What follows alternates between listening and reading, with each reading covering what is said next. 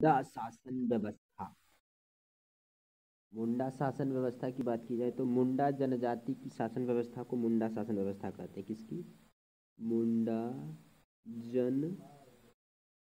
जनजाति की शासन व्यवस्था को मुंडा शासन व्यवस्था कहते हैं। क्या कहते हैं इसको?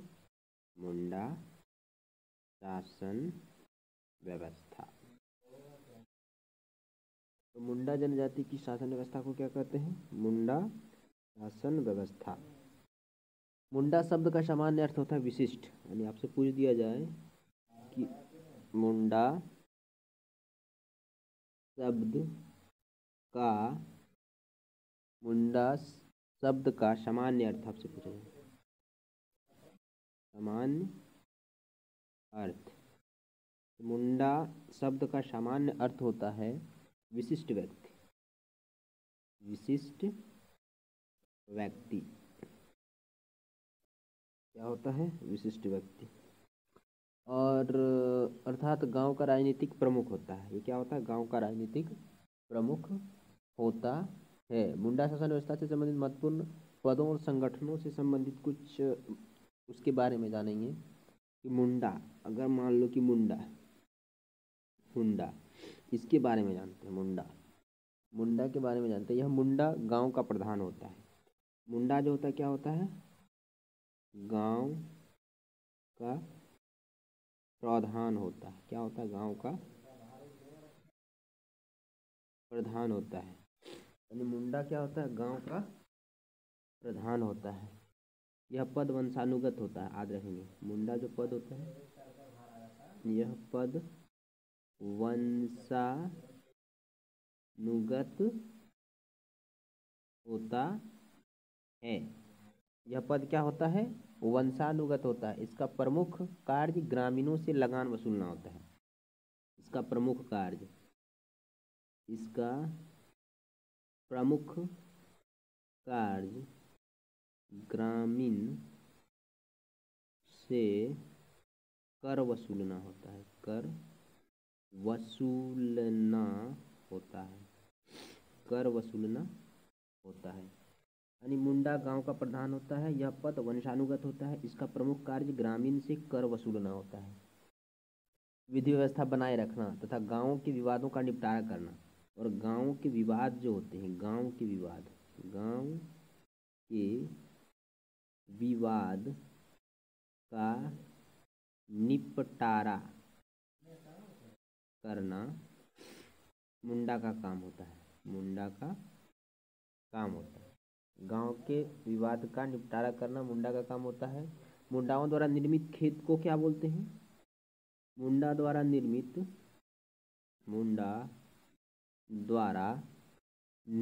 खेत को, मुंडा द्वारा निर्मित खेत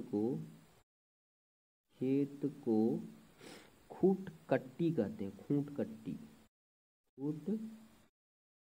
कहते हैं। खूट कट्टी भूमि कहा जाता है। इस भूमि को निर्मित करने वाला खूट कट्टीदार कहलाता है। और इस भूमि का जो निर्माण करता है, खूट कट्टी भूमि का जो निर्माण करता है, उस व्यक्ति को कहते हैं खूट कट्टीदार। क्या कहते हैं? खूट कट्टीदार। खूट कट्टीदार। यानी मुंडा द्वारा निर्मित खेत को खूट कट्टी कहते हैं। और इस खूट कट्टी भूमि को खूट कट्टीदार कहा जाता है, जो निर्माण करता है। इस भूमि का जो निर्माण करता है, खूट कट्टी भूमि का जो निर्माण करता है, उसे कहते हैं खूट कट्टीदार कहते हैं। मुंडा शासन व्यवस्था में खूट का अर्थ परिवार होता है। यानी मुंडा शासन व्यवस्था की बात की जाए, मुंडा शासन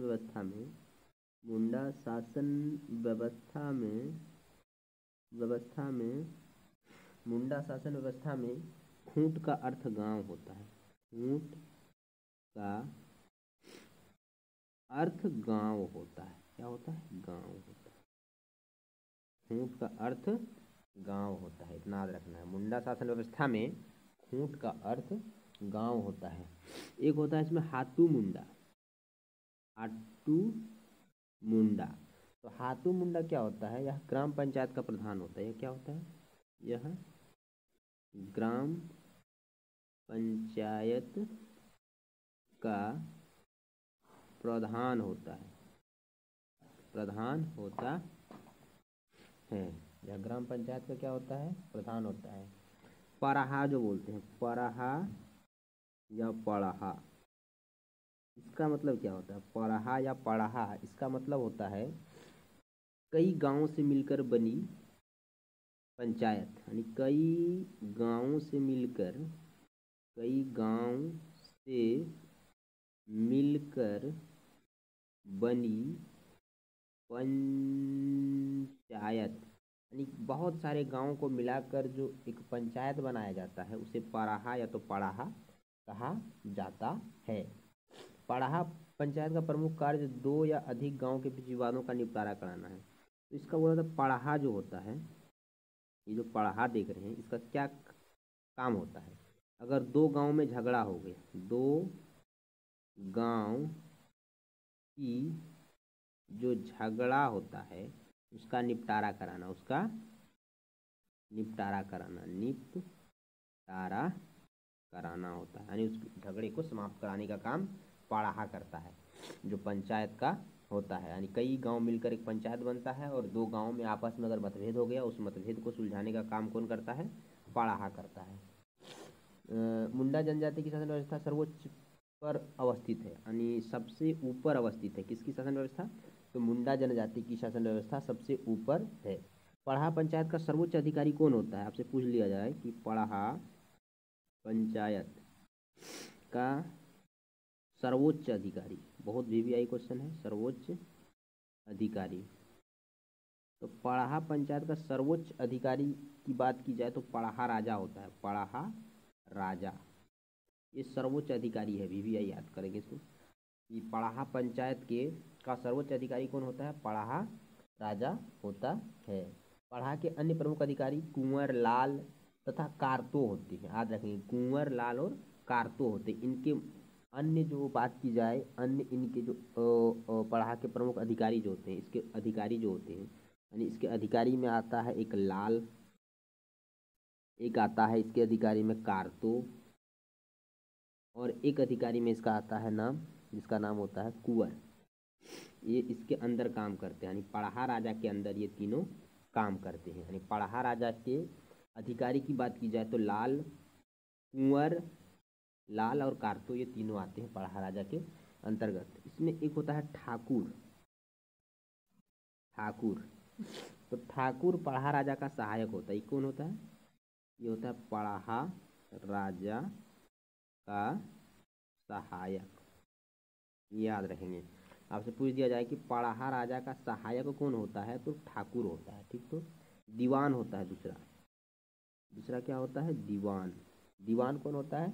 पढ़ा राजा का मंत्री, पढ़ा राजा का मंत्री। पढ़ा राजा का मंत्री जो होता है वो दीवान होता है। तीसरा होता है पांडय, तीसरा कौन होता है? पांडय, तीसरा होता है पांडय। पांडय दस्तावेजों का रख रखाव करने वाला, जितना दस्तावेज होता है, कागज पत्तर, दस्तावेज का रख रखाव करने वाला, ये रख रखाव करने वाला होता है। जितना भी कागजात होता है, दस्तावेज होता है, उसका रख रखाव कौन करता है? पांडय करता है। बरकंदाज, एक होता है बरकंदाज, बरकंदाज, इसको याद रखेंगे, बरकंदाज। ये कौन होता है? तो ये होता है गांव का सिपाही, गांव का सिपाही, गांव का सिपाही को बोलते हैं बरकंदाज। 5 नंबर में आता है दरोगा,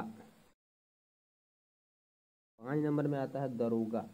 सभा की कार्यवाही नियंत्रक होता है, सभा की कार्यवाही नियंत्रक, सभा की कार्यवाही नियंत्रक को बोलते हैं दरोगा। और 6 में आता है मुंडा शासन व्यवस्था में लाल।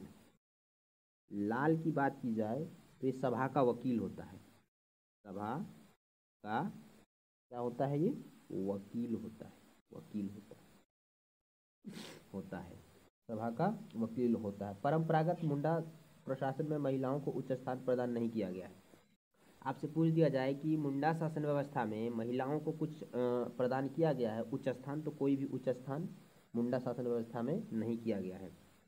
अखाड़ा की बात की जाए मुंडा शासन व्यवस्था में, अखाड़ा क्या होता है, तो अखाड़ा के बारे में जान लेंगे। अखाड़ा क्या होता है, तो अखाड़ा पड़ाहा पंचायत स्थल को अखाड़ा कहते हैं। पड़ाहा पंचायत स्थल को, पंचायत स्थल को, पड़ाहा पंचायत स्थल को अखाड़ा कहा जाता है। क्या कहा जाता है, अखाड़ा, याद रखेंगे, अखाड़ा कहा जाता है। क्या कहा जाता है, जाता है। गांव का सांस्कृतिक केंद्र भी होता है, और ये जो होता है क्या होता है, गांव का सांस्कृतिक केंद्र होता है। गांव का सांस्कृतिक केंद्र होता है, केंद्र होता है, गांव का सांस्कृतिक केंद्र होता है। इसमें बहुत सारे शासन व्यवस्था है, पार्ट 2 में बता देंगे। कुछ क्वेश्चन छूट गए हैं। सब्सक्राइब करेंगे, लाइक करेंगे और कमेंट करेंगे, और कमेंट में बताएंगे। तब तक के लिए धन्यवाद।